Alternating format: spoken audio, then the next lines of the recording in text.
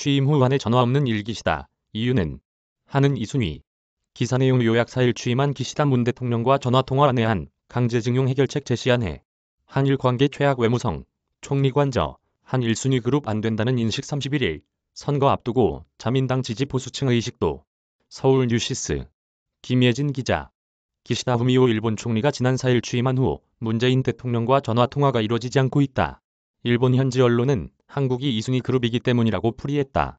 니혼게이자이 신문은 기시다 총리는 취임한 후 12일 기준 총 5개 국가의 정상과 전화통화를 실시했다.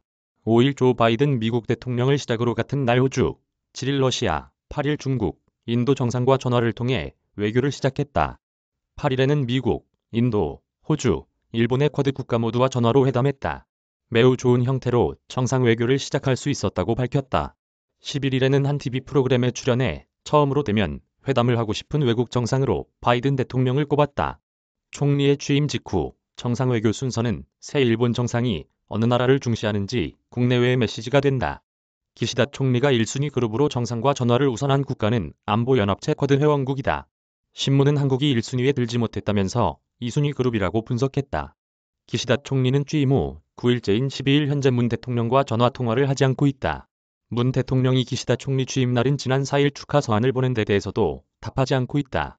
전 이민스가 요시히데는 지난해 9월 취임 직후 미국, 호주부터 전화를 시작해 4일이 지난 후 문재인 대통령과 전화로 인사를 나눴던 데 비해 느리다. 신문은 한국 정부는 강제징용 문제로 해결책을 제시하지 않았으며 관계 개선의 실마리는 보이지 않고 있다. 한일 관계는 전후 최악이라는 지적이 있다고 분석했다. 일본 정부는 일제 기업에 대한 강제징용 소송, 일본군 위안부 문제 등 한일 현안에 대해 한국이 해결책을 내놓아야 한다는 입장을 고수하고 있다. 기시다 내각에서도 기조를 이어받았다.